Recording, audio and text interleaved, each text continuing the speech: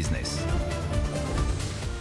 Et à 7h18, notre invitée, c'est Élodie Andriot, autrice du livre Patronne aux éditions Albin Michel. Ça se lit comme un dictionnaire, je sais pas, ça se lit dans l'ordre alphabétique. Vous avez toute une liste de patronnes avec des profils très différents qui ont toutes réussi, auxquelles vous posez cette question.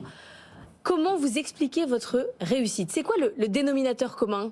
Comment êtes-vous devenu numéro 1? Donc ça s'appelle Patronne. L'idée, c'était de mettre en lumière des parcours de chefs d'entreprise françaises. On les connaît peu, le grand public les connaît peu. Ah, nous, on les connaît bien. Si. Alors vous les connaissez bien. En même temps, il n'y en a pas beaucoup. Il y en a 3 CAC 40, absolument. Catherine McGregor, Christelle Edelman et Estelle Brackenhoff chez Veolia. Il y en a 18 au SBF 120. C'est quand même pas beaucoup. Et ça, c'est l'ancienne génération. On se dit la nouvelle, c'est mieux, etc. Ouais. En fait, pas du tout. Ouais. Dans la tech, c'est une catastrophe. 2, du coup, au Next 40, ce sont les 2 femmes de Vestiaire Collectif. 14 au FT 120. Et donc, j'ai voulu aller à la rencontre de ces femmes-là, savoir comment elles sont devenues numéro 1, comment on pouvait toutes s'en inspirer, et donner une diversité également de profils. Il y a 52 entretiens, parce qu'on est 52% de la population, les femmes. Nous sommes en majorité, 2,2 millions de plus que les hommes.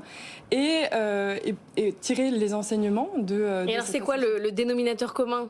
Alors, j'ai appelé les 6 commandements de la patronne. C'est dans la conclusion de l'ouvrage que je vous invite à lire, mais je peux vous en donner quelques-uns. Non, mais ce qui est intéressant, parce que moi j'ai lu en partie Élodie Andriot, c'est que en fait, les femmes qui réussissent à la tête des entreprises, elles ont quelque part utiliser des stratégies de contournement. C'est lamentable, mais c'est comme ça. Lamentable au sens où elles ne devraient pas. Elles devraient progresser, gravir les marches en fonction de leurs compétences par rapport aux hommes. Mais en fait, dans vos commandements, ce qui est intéressant, c'est que comme on n'y est pas, à cette égalité, il faut trouver des shortcuts, en fait, hein, des sentiers de détournement. Et vous en avez listé plusieurs. Par exemple, aller à la direction financière, faire des choses très, très rébarbatives que les hommes ne veulent pas faire et finalement y arriver avec ça, c'est la fameuse falaise de verre, ou encore développer ses propres réseaux féminins et pour devenir incontournable, devenir un nom du management. Oui, elles hackent finalement le système, leur ascension. Elles vont cranter à l'horizontale et pas à la verticale. C'est ça. Donc vous l'avez bien dit, finalement elles sont nombreuses à avoir été proches du cash flow à un moment. C'est hyper important. Beaucoup de directrices financières. Oui, c'est là où ça se passe, c'est l'antichambre du pouvoir, en tout cas dans les organisations. Elles sont nombreuses à avoir créé leur propre réseau. Je pense notamment au témoignage de Roxane Darza, qui dirige Station F, que vous connaissez bien, qui m'a raconté comment elle a créé Tech Baguette en étant étudiante, qui derrière s'est transformée en TechCrunch. Et ensuite, elle a rencontré un certain nombre de personnes de l'écosystème tech français, dont un certain monsieur Xavier Niel, qui finalement, 10 ans plus tard, la nommera à la tête de Station F. Et vous en parlez de la falaise de verre. Et c'est vrai qu'elles vont choisir des postes qui sont plus difficiles, qui sont plus à risque, pour se créer une place au soleil qui n'est pas forcément une prédestination féminine. Elles vont prendre plus de risques. Oui. Vous citez par exemple Alexia Laroche-Joubert qui crée le loft, qui se fait laminer en termes de notoriété, puis finalement qui réussit son pari, quoi. Faute de combattants, ils me l'ont donné. J'adorais cette phrase. Et c'est exactement ça, finalement. Ça a transformé sa carrière. Derrière. Enfin, c'est ce qu'on dit souvent des femmes, on leur file les dossiers pourris parce que personne n'en veut. C'est aussi ça. C'est peut-être ça aussi, en effet. Et c'est pour aller finalement à l'encontre de 2000 ans de biais patriarcaux, puisque la patronne est finalement aujourd'hui une patronne. Et je nomme souvent Stéphane Palaise, qui est à la tête de la FDJ. Et c'est assez rigolo, comme elle a un prénom mix, elle m'a raconté toutes les anecdotes liées à son prénom. Et encore une fois, 1 mail sur 2 aujourd'hui qu'elle reçoit, c'est bonjour monsieur. Comme si finalement le patron ne pouvait pas être une patronne. Est-ce qu'elles sont trades aujourd'hui? Est-ce qu'on a dépassé le moment où il y avait de la place que pour une femme autour de la table, du coup on s'entretuait? Oui, absolument. Et je pense que la loi Rixin est là pour l'affirmer. Alors, on espère qu'elle suivra le même chemin que la loi Zimmermann. Qui vient d'être votée l'an dernier, qui prévoit que 40% de femmes dans les comités exécutifs. Hein. Oui, et aujourd'hui, elles sont que 24%. Donc, si je puis dire, la chasse aux dirigeantes est ouverte. Mais vous voyez vraiment de la sororité, des femmes qui se poussent les unes les autres, qui se conseillent?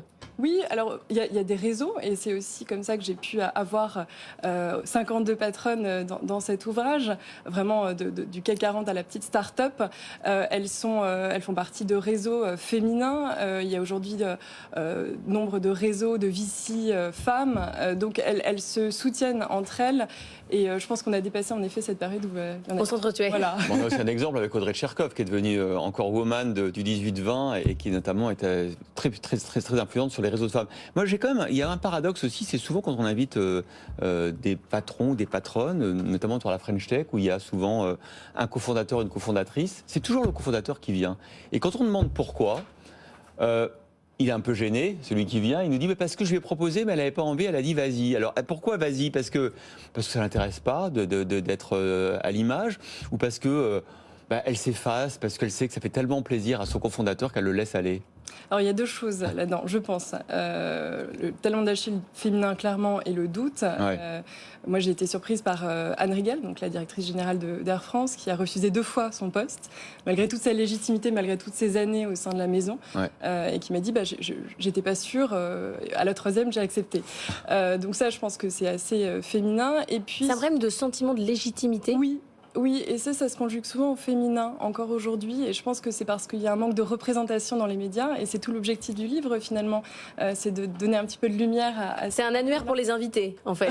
Non, mais c'est Encore vrai. faut-il que les invités acceptent, je vous promets. C'est vrai que C'est vrai. Ouais. Mais par exemple, je vais vous donner un exemple très concret. Il y a une des femmes qui doit venir tout à l'heure, qui est Diana Brondel de Xalis, qui viendra dans le débrief tout à l'heure. Je l'ai appelée pour lui proposer de venir dans le débrief hier. La première question qu'elle m'a dit, c'est est-ce que ma parole est légitime? La première. Il faut absolument qu'elle vienne. Ah ben elle vient, justement. Alors, bien 8h30. sûr. Je la salue. Non, et puis c'est vrai que souvent elles peuvent être, d'un point de vue médiatique, réduite à ce rôle d'incarnante. Ouais. Et c'est Justine Hutto de Respire qui m'a raconté ça. Souvent, on lui reproche d'incarner sa marque comme si finalement c'était qu'une égérie et que derrière, elle ne gérait pas vraiment. Et ça, donc, elles en ont un peu peur et c'est pour ça que leur parole est rare. Bon, on va y arriver. Ouais. Grâce à vous, Elodie Andriot, notamment auteur donc, de ce livre Patronne, qui sort là aujourd'hui, je crois, cette semaine, ou qui vient de sortir. C'est sorti le 12 octobre. Le 12 octobre. Partout dans les librairies. Dans toutes les bonnes librairies. Merci beaucoup d'avoir été Merci à vous. avec nous dans un instant.